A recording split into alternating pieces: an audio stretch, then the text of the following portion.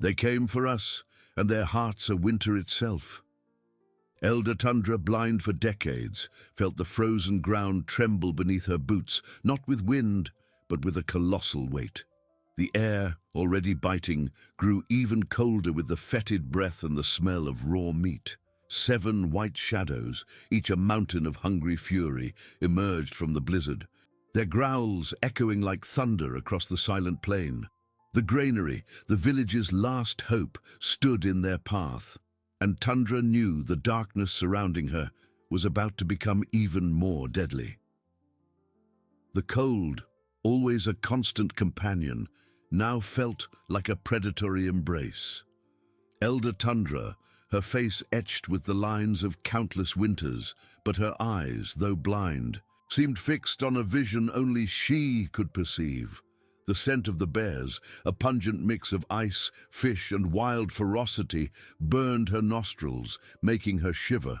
7 gigantic hearts beat in unison, and Tundra could feel the vibration through the frozen ground.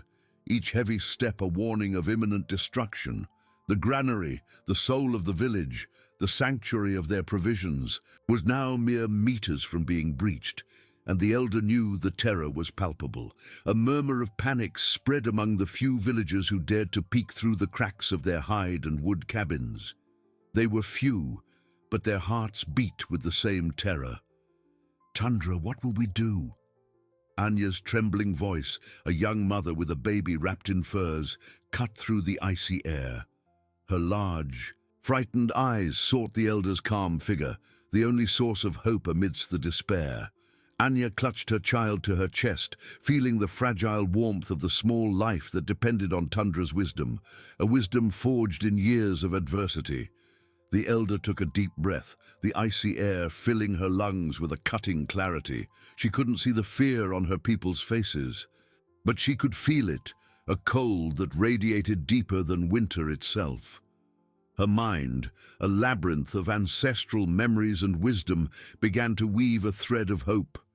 There was no time for hesitation, nor for weakness.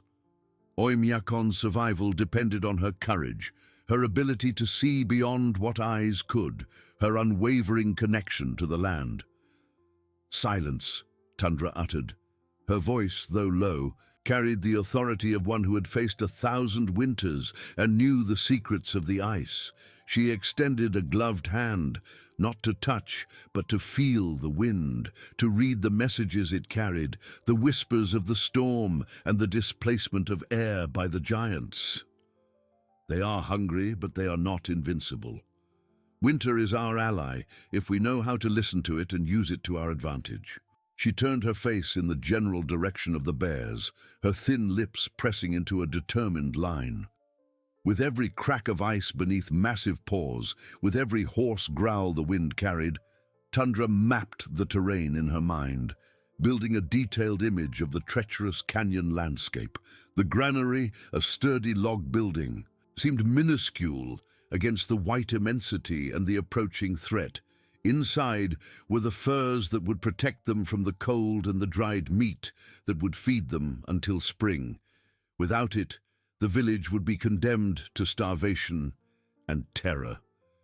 Tundra knew that confronting the beasts directly would be suicide. Brute force was not the path to victory against such 800-kilogram behemoths. Cunning, patience, and a deep knowledge of the land would be her only weapons, the heritage of generations of Yakuts. She took a step forward, her fur boots sinking slightly into the virgin snow. "Anya, gather the children and the elders in the most sheltered cabins. Maintain absolute silence. No one is to leave under any circumstances." Her voice was firm, yet with an underlying sweetness that calmed fearful hearts, a balm against the lurking dread. The younger men prepare the torches and warning bells, not to fight, but to guide, to create a path for the beasts. The villagers, accustomed to obeying the elder without question, began to move, their faces still pale but with a flicker of purpose. They trusted Tundra more than their own eyes. She was the living memory of her people, the guardian of ancient secrets that allowed life to flourish even in the heart of the harshest winter. Tundra closed her eyes, though she no longer saw, and allowed her other senses to sharpen even further. The scent of the bears was closer, the tremor of the ground more intense. She could feel the heat of their massive bodies radiating through the icy air. The plan began to take shape, an invisible labyrinth woven in the mind of a blind woman, yet with a clearer vision than anyone. The darkness surrounding her was now the canvas where she painted the only escape route for her people, a faint hope against the white fury. The darkness surrounding her was now the canvas where she painted the only escape route for her people, a faint hope against the white fury.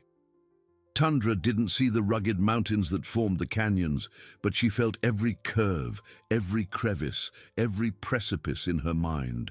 The wind, her invisible messenger, brought the distant echoes of growls, which grew clearer, more urgent. She imagined the sound propagating through the ice walls, reverberating, confusing, multiplying. It was there, in that natural labyrinth, that the cunning of the Yakuts would find its chance. Anya, with the baby nestled in her fur coat, moved with surprising agility for such a frightened woman. Her eyes, once filled with dread, now reflected the silent determination Tundra had instilled. She led the children and elders to the sturdiest cabins, ensuring every door was tightly shut, every crack sealed. She whispered words of comfort, though her own heart pounded erratically. "The elder knows what she's doing," she repeated, more to herself than to the others, seeking strength in the faith she placed in Tundra. Little Misha, in her arms, slept soundly, oblivious to the lurking danger, and Anya promised herself she would do whatever it took to ensure he never knew the terror of that night. The younger men, led by Boris, a man of few words but great courage, worked in silence. They lit the torches, their flames flickering in the frozen air, and tied the warning bells to long wooden poles. They were not weapons, but tools of deception, instruments to guide the white behemoths where Tundra wished. Boris felt the cold in his bones, but it wasn't just the winter chill.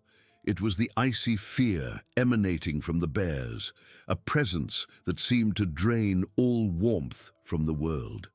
He looked at Tundra's solitary figure, who now moved with a strange grace towards the edge of the village, her steps firm and decisive. Her confidence was a beacon in the darkness. The scent of the bears was now overwhelming, a pungent warning of their proximity. Tundra could distinguish the odor of each, their heavy breathing, the crackle of their muscles beneath thick fur. She knew they were mere meters from the granary, their hungry instincts driving them. But she also knew that curiosity and confusion would be their weaknesses. With a slow, deliberate movement, Tundra took a small bronze bell, an ancient object passed down through generations, and rang it softly. The sound, delicate and melodic, cut through the icy air, a subtle, almost inaudible invitation, yet one that spread through the silence of the night. The bears hesitated. Their growls subsided, replaced by a momentary silence, as their keen senses tried to decipher the unusual sound. Tundra smiled faintly, a smile no one could see, but one that reflected the cunning of 1,000 winters. She took another step, the bell tinkling again, this time a little louder, guiding them away from the granary into the labyrinth of ice she had built in her mind. The villagers' hearts beat in unison with hers, a silent prayer, a shared hope, as the blind elder, Oymyakon's guardian, began her dangerous dance with winter's fury. Tundra's dance was an invisible ballet beneath the Arctic night. The bronze bell, an ancestral echo, tinkled, guiding the bears into the ice labyrinth. She felt the earth tremble beneath their massive bodies, the growls now more confused than hungry. They followed the sound, drawn to the unknown, away from the vital granary. Anya, from the cabin, watched the men's torches, forming a faint line that marked Tundra's path. Her eyes followed the elder, a dark speck against the white vastness, moving with confidence. Baby Misha slept in her arms, his warmth a reminder of what was at stake. Anya clutched him, a tear of admiration tracing a path down her frozen cheek. Boris, torch in hand, felt the air vibrate with the bears' proximity. The scent of their fur and warm breath was palpable. He saw gigantic shadows among the canyon crevices, following Tundra's bell. The other men, pale and tense, held their positions, ready for any signal.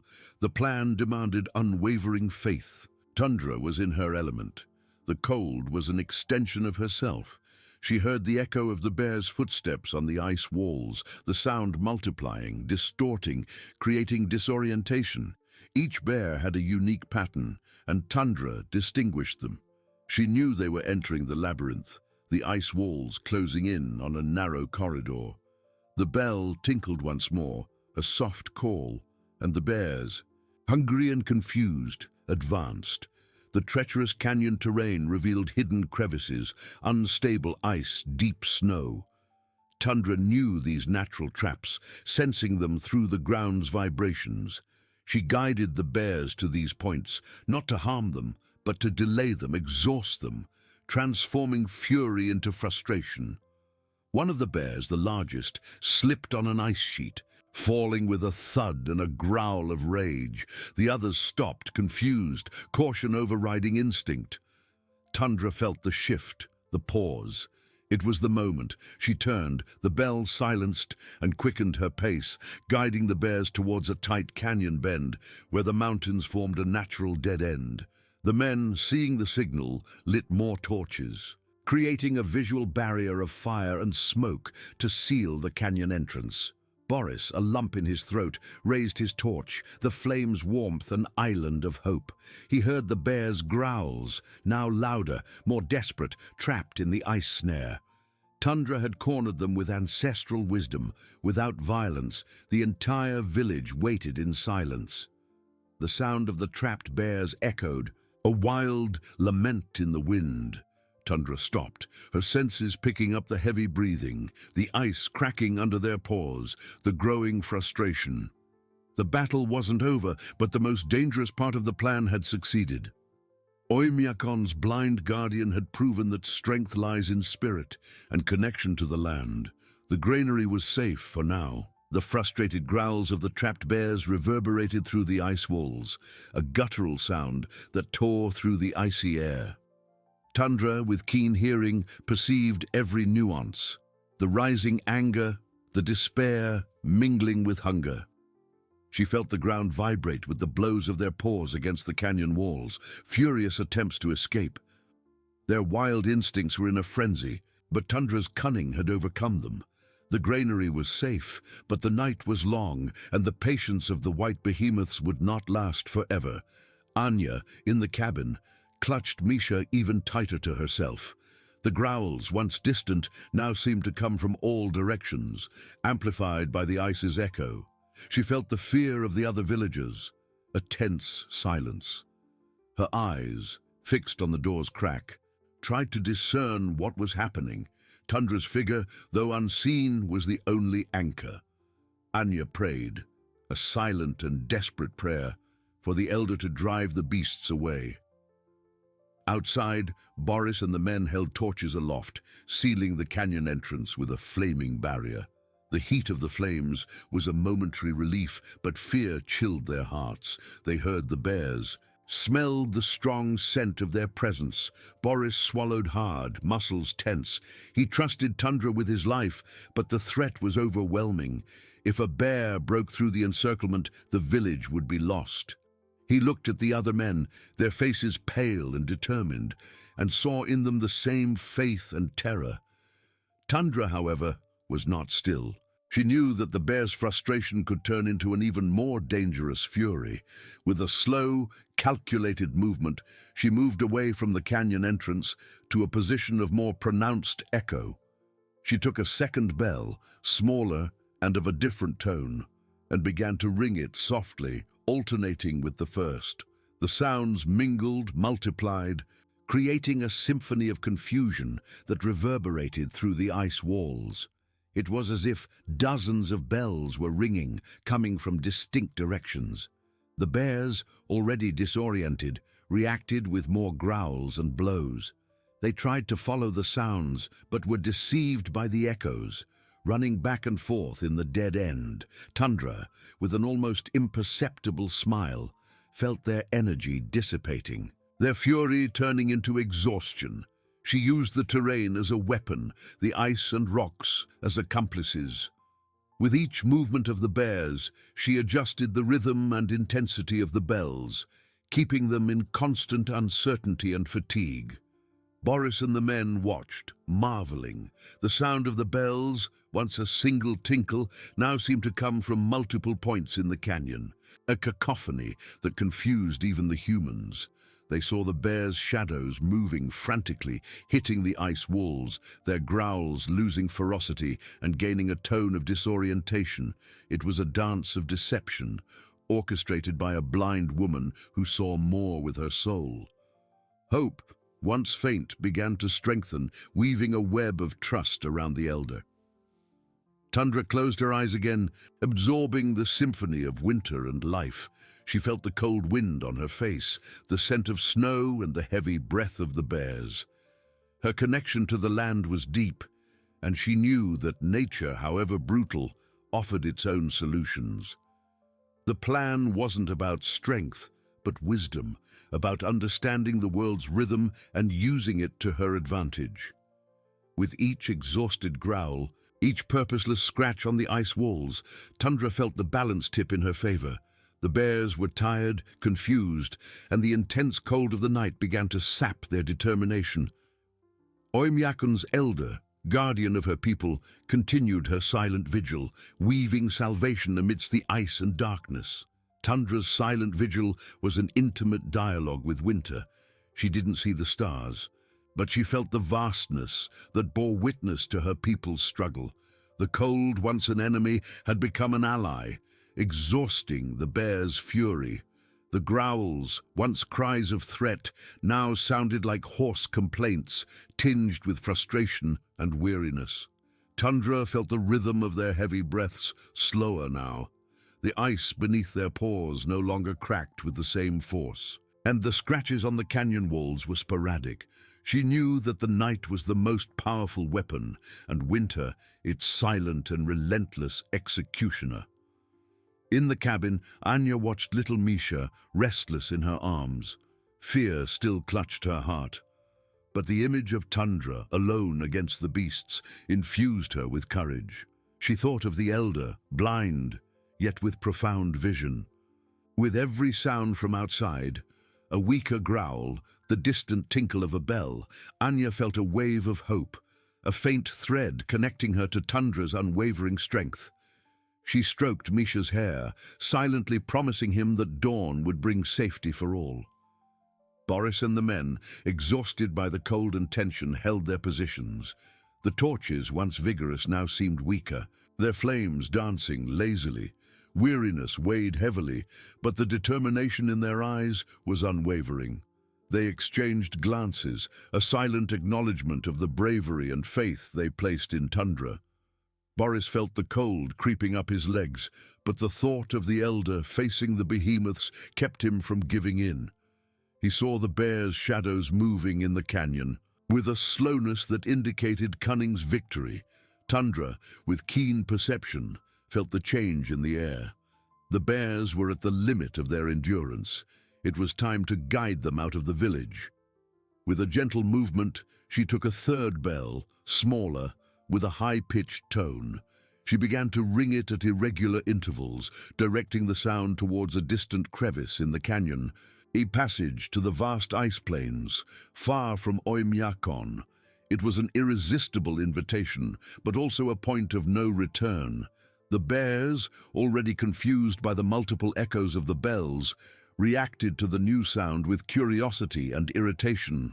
The high-pitched tone seemed to prick their ears, and they began to move hesitantly, then with purpose, in the direction of the crevice. Tundra felt the ground's tremor diminish as they moved away, the pungent scent diluting in the wind. She continued to ring the bell, a sonic beacon, guiding them away into the white vastness that would swallow them and keep them at bay. A wave of relief, cold and sweet as meltwater, swept through Anya's cabin. The bear's growls subsided, becoming distant, almost inaudible echoes. Tears, once of fear, were now of gratitude. She hugged Misha tightly, her heart overflowing. Outside, Boris and the men lowered their torches, their shoulders relaxing with a sigh. The danger hadn't passed yet, but the threat was receding.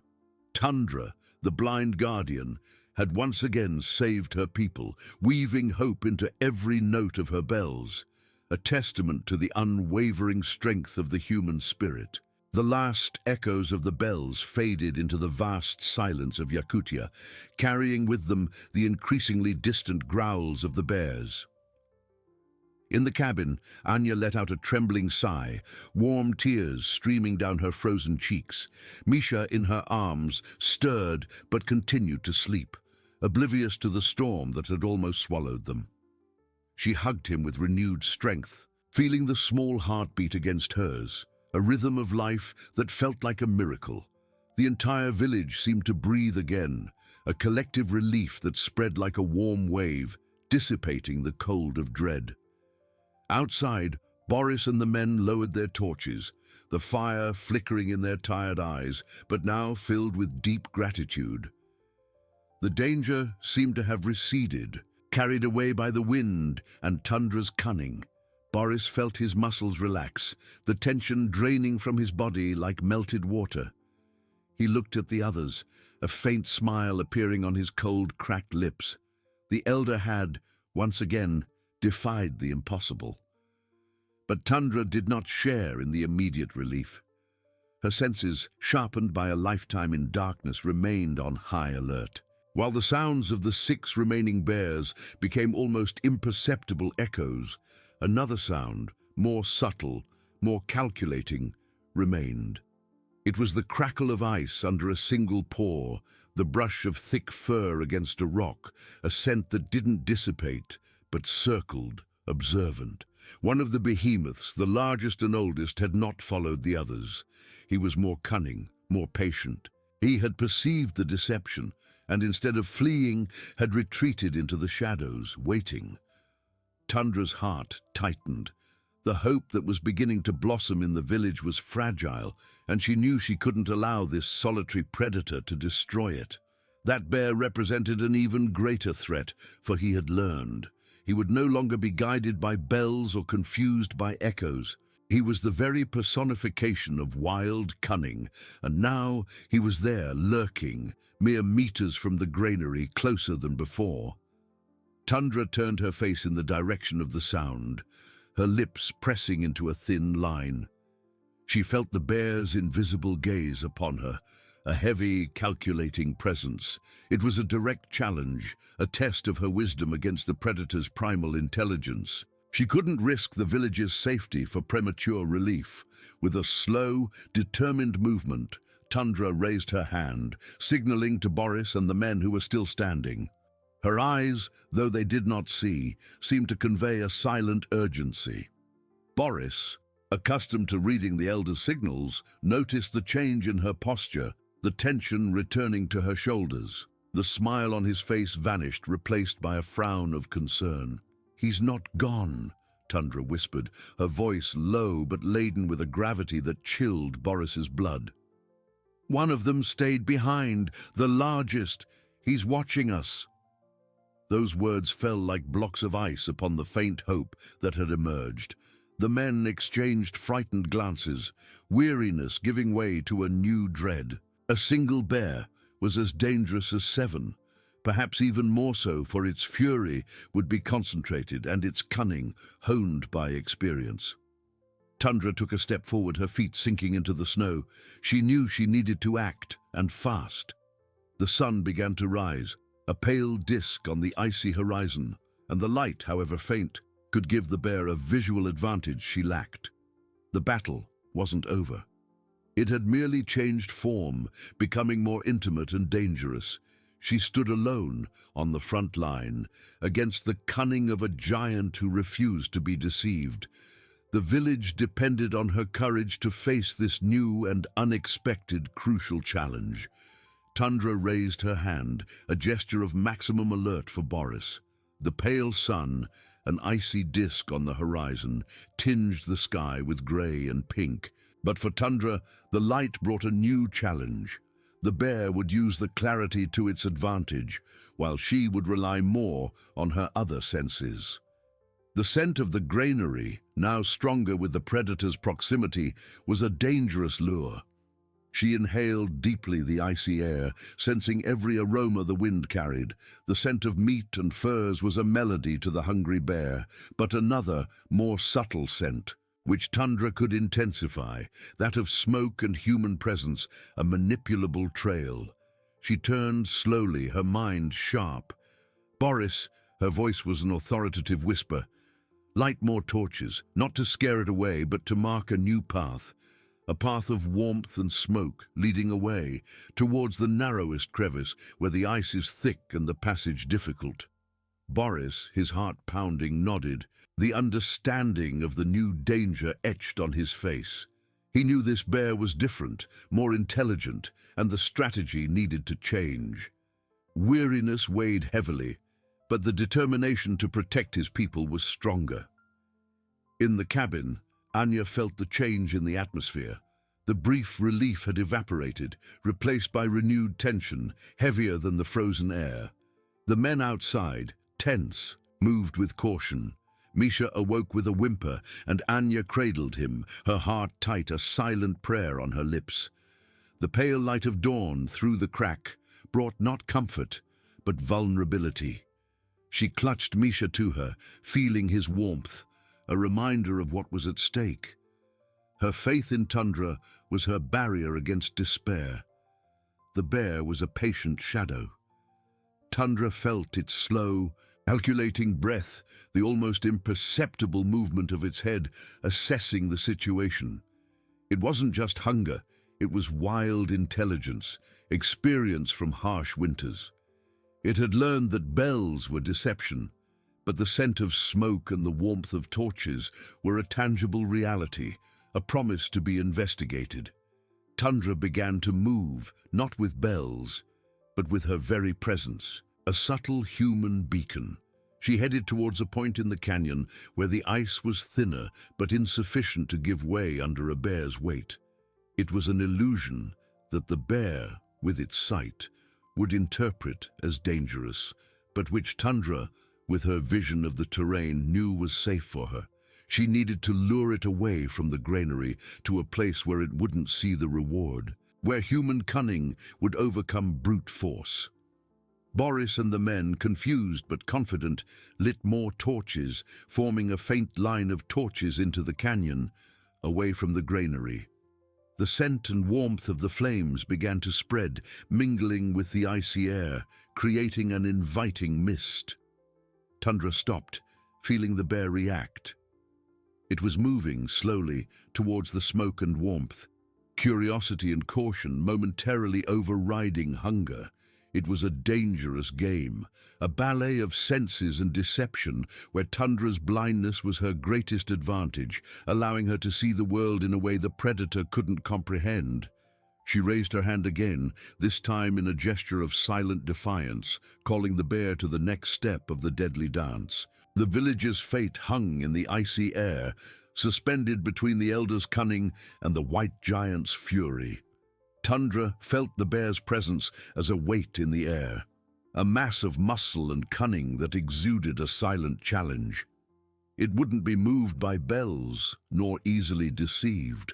This was a predator that had learned, and its patience was as icy as the winter surrounding them. She raised her hand, not in surrender, but in full acceptance of the new battle. The pale sun, peeking above the mountains, revealed the dark shapes of the rocks and the deep crevices of the canyon, but for Tundra, the light was merely a change in the air's texture, a new and treacherous element to be manipulated. She inhaled deeply, smelling the smoke from the torches Boris and the men lit.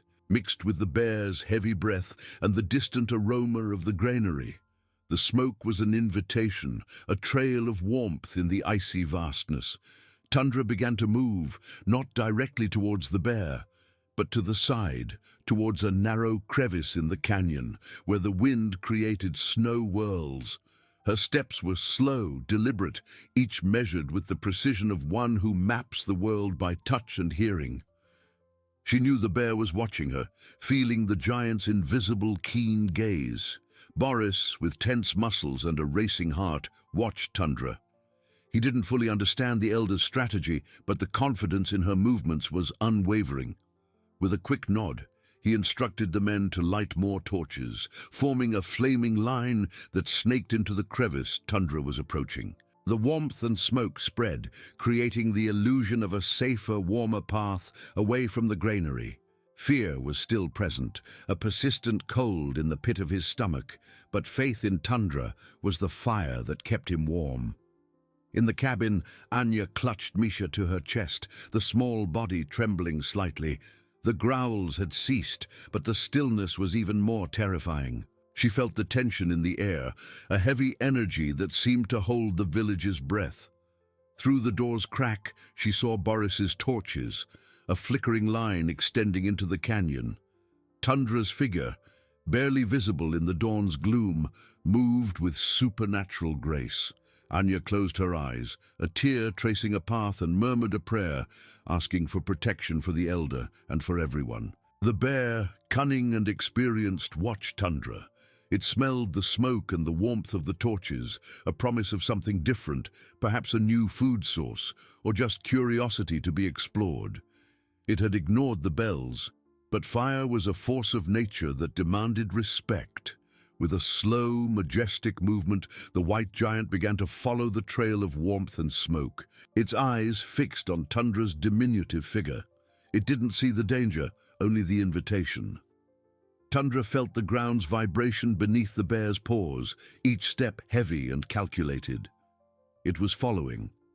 She adjusted her pace, maintaining a safe distance, but not so great as to lose the predator's attention. She guided it to a part of the canyon where the ice walls narrowed abruptly, forming a natural gorge. The wind, her silent accomplice, carried the smoke from the torches into this passage, intensifying the invitation. The ice there was thicker, the rocks steeper, a labyrinth without bells, but with the promise of a path. Boris and the men, now closer to the action, watched with bated breath. The bear, a white behemoth, was entering the narrow crevice, following the smoke trail. Its growls, once of fury, were now of curiosity and irritation. It seemed confused by the lack of space, but continued to advance, driven by Tundra's cunning. The elder, with an upright and calm posture, was the personification of resilience, guiding the beast away step by step in a dangerous dance that would decide Oymyakon's fate. Tundra felt the air vibrate with the bear's proximity within the narrow crevice. Each step of the white giant resonated against the ice walls, a muffled but powerful sound she interpreted as a detailed map. The animal's scent, once diffuse, now concentrated, dense and wild, mixed with that of the torch smoke. She knew the bear was irritated by the lack of space, by the difficulty of moving freely, but curiosity and the trail of warmth propelled it forward, deeper into the labyrinth she had created. Tundra didn't see the gorge, but felt it in every fiber of her being. The terrain's incline, the rough texture of the rocks beneath the ice, the peculiar echo each sound produced. She raised her hand again, this time to indicate a new movement. Boris, watching her with a mixture of admiration and dread, understood. The elder wasn't just guiding the bear, she was shaping its perception, using its own senses against it. "More torches, Boris!" Tundra whispered, her voice almost inaudible in the icy wind, but laden with urgency. "Forward to the sharp bend. Create a barrier of smoke and light that forces it to follow."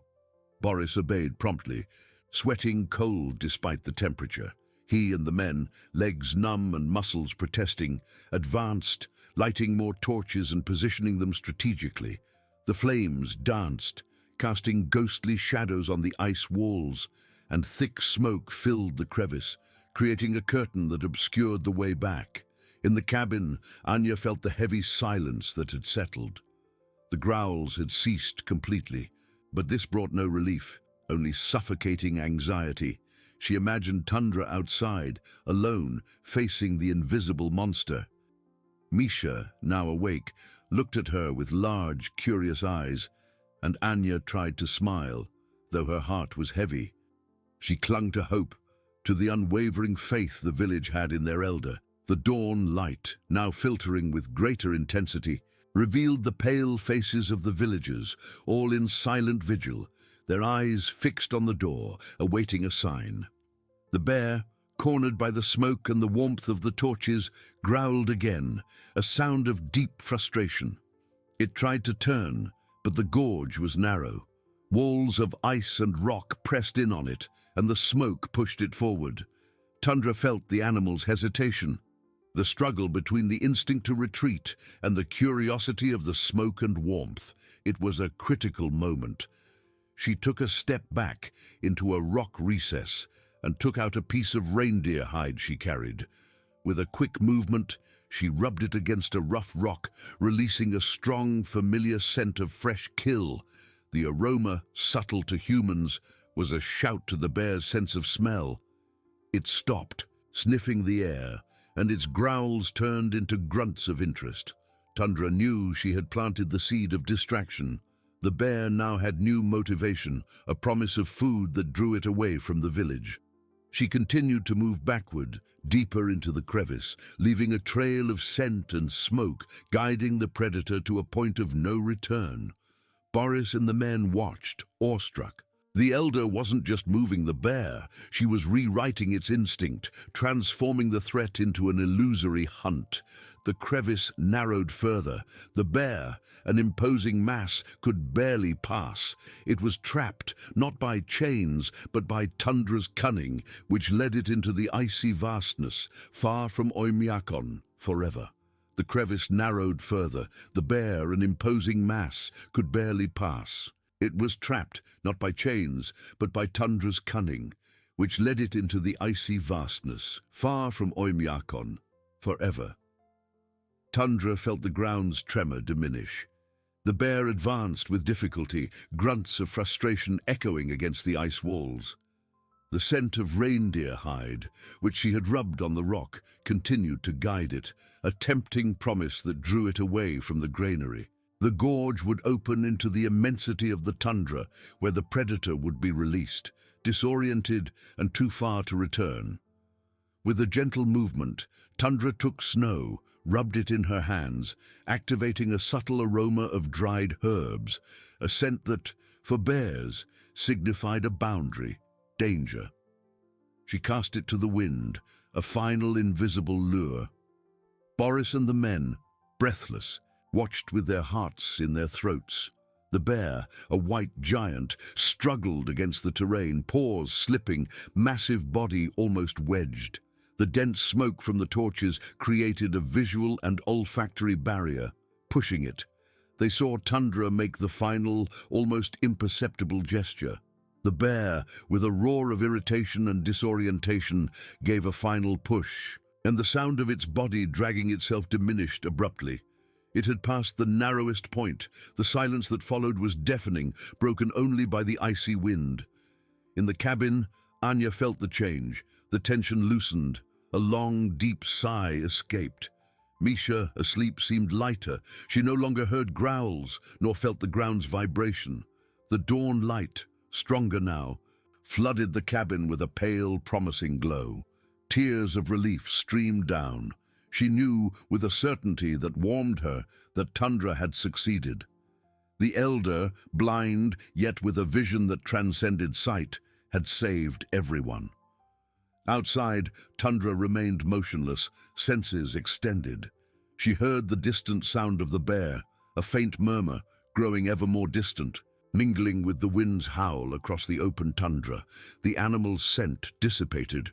She felt exhaustion, but a deep, silent peace filled her spirit. The battle was won. YAKUT was safe. Boris ran to her, heavy steps in the snow. He knelt, taking the elder's hands. "Tundra," he said, his voice choked. "You did it. It's gone." Tundra merely nodded, a tired but serene smile.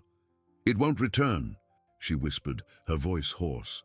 "Winter will guide it where it belongs." The other men approached, faces etched with weariness, illuminated by gratitude. Their looks of reverence spoke for themselves. The sun, higher now, cast a golden glow over the village, a new day dawning, bringing a promise of life and hope, woven by Tundra's courage and wisdom.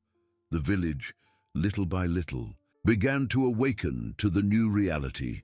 The scent of smoke still lingered, a reminder of a threat overcome. The children, sleepy, emerged from their cabins, eyes curious. Anya, with Misha, opened the door.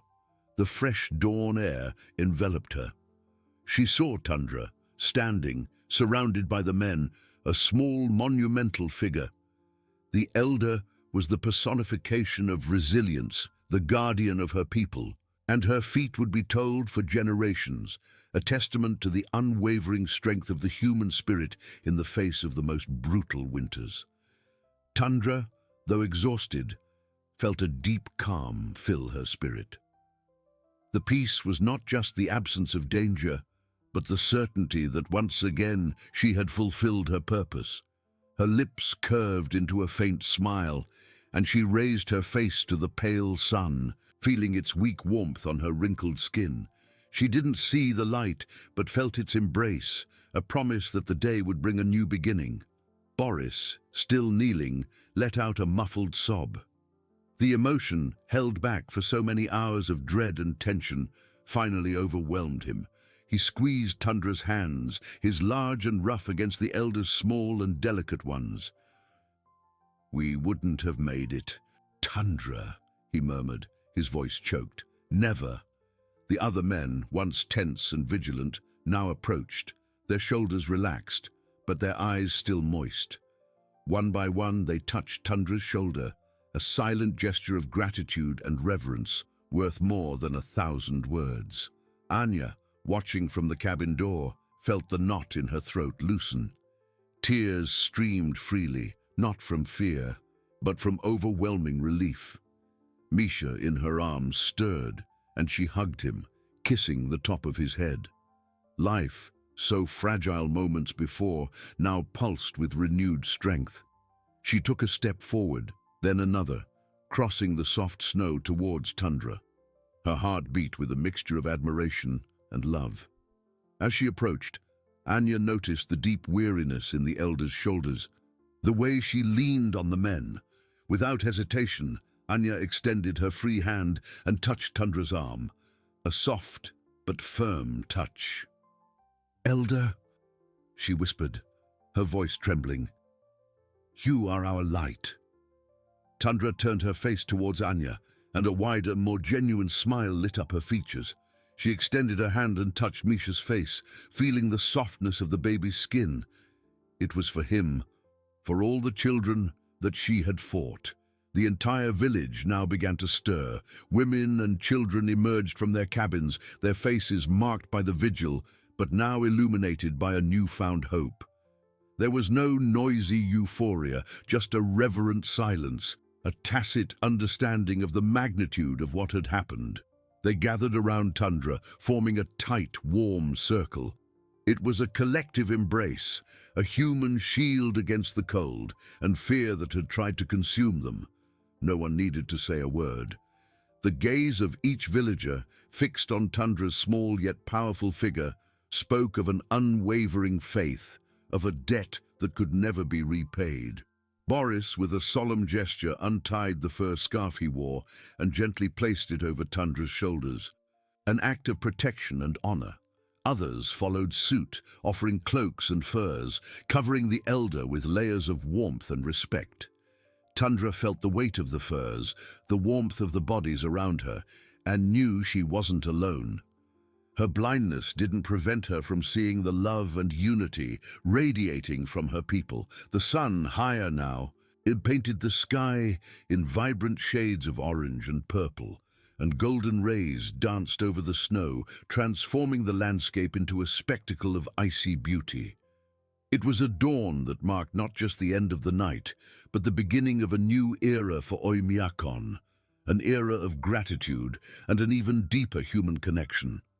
The united village began to chant an ancient song, a soft and melancholic melody that spoke of the earth's strength and her people's resilience. Tundra's voice, low but firm, joined the chorus, and the notes spread through the icy air, echoing in the mountains, an ode to life, to courage, and to the indomitable spirit that dwelled in every YAKUT heart. The climax wasn't a cry, but a song, a promise. The ancient song, which had risen like a hymn of liberation, continued to resonate, its notes filling the icy air and nesting in the villagers' hearts.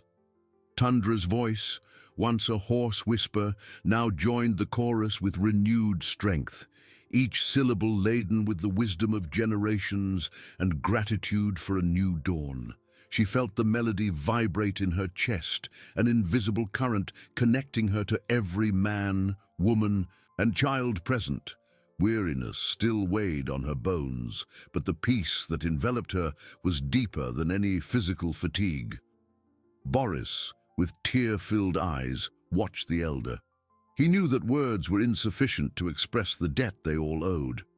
Instead, he tightened the fur scarf further over Tundra's shoulders, a gesture of affection and reverence that spoke volumes. The other men, following his example, formed a protective circle around her, their robust bodies offering warmth against the persistent cold. There was no need for grand speeches. Their presence, the shared warmth, was the most eloquent of declarations.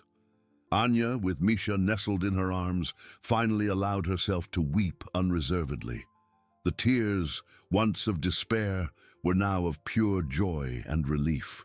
She walked slowly to Tundra, and as she approached, she smelled the familiar scent of smoke and snow, mixed with the gentle aroma of the herbs the elder used. With her free hand, Anya touched Tundra's wrinkled face, feeling the cold skin, but the elder's blind eyes turned towards her, a gentle smile blossoming. "Our Tundra," Anya whispered, her voice choked. "You are our miracle." Tundra touched Anya's hand, a gesture of tenderness that conveyed a deep understanding. She felt the warmth of little Misha and the promise of life he represented. It was for them, for Oymyakon's continuity, that she had faced the white giant. The village, now free from terror, began to breathe again. The women brought hot teas and meat stews, and the comforting smell of home-cooked food spread, replacing the aroma of smoke and fear. The children, curious and full of pent-up energy, began to play in the snow, their laughter echoing through the canyon, a sound Tundra heard as the most beautiful of symphonies. The granary, once a target of despair, was now a symbol of hope and abundance, its integrity ensured by the elders' cunning. The community, more united than ever, felt the strength of their connection, the certainty that together they could overcome any winter, however brutal. The threat of the bears, though terrible, had forged an even stronger bond between them, a silent understanding that each depended on the other for survival. The sun, now dominating the sky, cast golden rays over the landscape, slowly melting away the shadows of night and fear. Oymyakon was not just a village, it was a testament to human resilience, a beacon of hope in the icy depths of Yakutia. Tundra, feeling the sun's warmth on her face, knew her people were safe. The conflict was resolved, not with violence, but with the intelligence, patience, and unwavering faith in the human spirit that guided her. Life would continue, stronger, more connected, more grateful, and Tundra's story would be a legacy, whispered by the cold winds and told by the light of bonfires for many generations. The ancestral melody, once a lament of supplication, now transformed into a hymn of gratitude and celebration. The villagers' voices, united, formed a sonic tapestry that warmed the icy air, echoing the promise of a renewed future. Tundra, head slightly inclined, absorbed every note, every vibration. She felt the contained joy, the hope blossoming in her people's hearts, and a deep peace settled within her. Physical weariness still weighed, but her soul was light and full, filled with the certainty that life in Oymyakon had found its way again, stronger. Boris, with the fur scarf still on the elder's shoulders, watched her with a reverence that transcended respect. He knew that Tundra was not just a leader, but the very embodiment of the YAKUT spirit, strong, wise, and unbreakable. His eyes, once filled with dread, now shone with renewed faith in the village's future. He turned to the other men, who also had their eyes fixed on Tundra, and a silent nod passed between them, a tacit commitment to honor the elder's sacrifice and protect Oymyakon with the same dedication. Anya, with Misha asleep in her arms, felt the warmth of the community around her. She approached Tundra, light steps in the soft snow. The elder, sensing her presence, extended her hand and touched the baby's face, a gesture Anya felt as a blessing. "You gave us more than life, Tundra," Anya whispered, her voice choked with emotion. "You gave us faith and the hope of a new tomorrow." Tundra merely smiled, a smile that spoke of understanding, love, and purpose fulfilled. It was for Misha, for all the children of Oymyakon, that she had risked everything. The following days brought a routine of recovery and reconstruction, but with new and profound meaning. The granary, saved from the bear's fury, was now a monument to resilience. Furs and dried meat, once essential provisions, became symbols of providence and life's interconnectedness. The villagers worked together, repairing cracks in the cabins, reinforcing defenses, but with a lightness in their hearts they hadn't felt in a long time. Children's laughter once again echoed, freer, more joyful, filling the air with the promise of new generations and a secure future. Tundra, in her cabin, spent her days in serene quietude, but never in solitude. She heard the sounds of the village, the crackle of firewood, the murmur of conversations, the children's play, and each sound was a vibrant confirmation of life, continuity, and purpose. Her blindness, once a limitation, was now a window to profound perception, wisdom that saw beyond the visible. She became the guardian of stories, the weaver of memories, and the villagers came to her seeking advice, comfort, a reminder of the unwavering strength in her spirit. The story of the blind elder who faced the white behemoths was not just legend. It was the living truth of Oymyakon, told by the flickering light of bonfires, whispered by the icy winds, etched into the hearts of every YAKUT. With each harsh winter, each challenge, the memory of Tundra and her unwavering courage served as a beacon of hope, reminding everyone that true strength lies not in the sight of the eyes, but in the vision of the spirit, in the unity of a people, and in unwavering faith in life.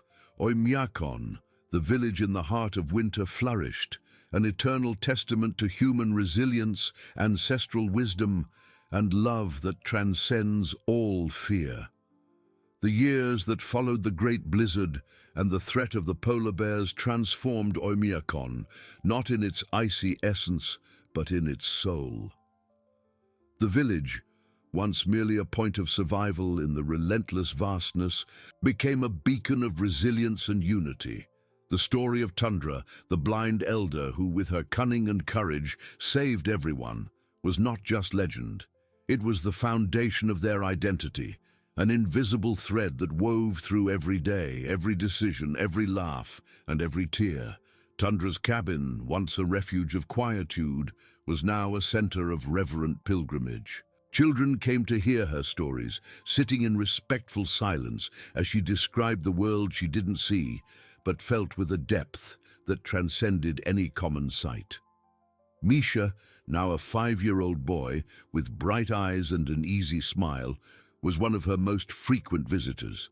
He sat at Tundra's feet, his small, warm hands holding hers, absorbing every word, every thoughtful pause, every nuance of her hoarse, wise voice. To him, Tundra was not just an elder.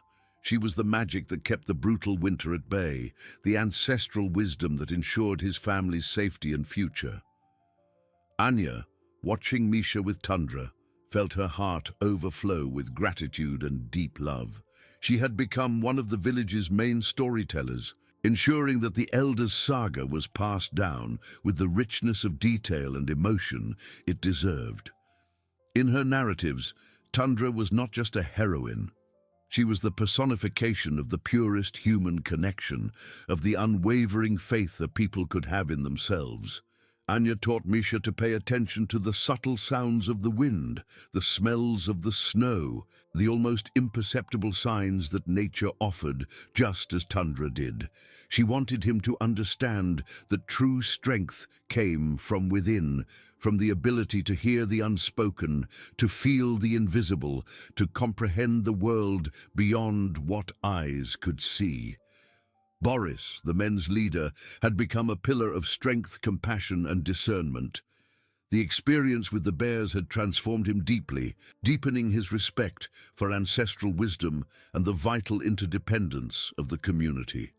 He organized the hunts and the granary's maintenance with renewed dedication and an even greater sense of responsibility, always reminding everyone that YAKUT's prosperity depended intrinsically on unity and mutual care. The village men, once more focused on individual tasks, now worked with a sense of collective purpose, their bonds strengthened by the memory of the overcome danger and eternal gratitude to the elder who had guided them. The winters remained brutal, relentless in their fury, but YAKUT faced them with a serenity and confidence it hadn't possessed before. The granary, always full of provisions, was a constant symbol of their victory. The furs and dried meat were not just essential sustenance. They were the materialization of hope, of the unbreakable promise that life would always find a way, even in the most adverse conditions. The bonfires crackled more brightly, the songs echoed with more fervor, and human warmth was an impenetrable barrier against the external cold. Tundra, in her later years, didn't see the world with her eyes, but felt it in all its vibrant fullness.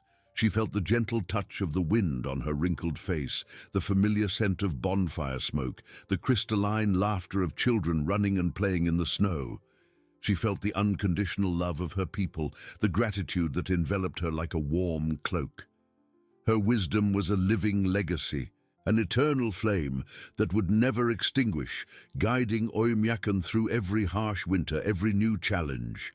The village flourished, not just surviving, but thriving with a renewed spirit, a vibrant testament that the true strength of a YAKUT lay not in the eyes that see, but in the spirit that never bends, in the human connection that transcends the visible, and in the love that warms the coldest of hearts.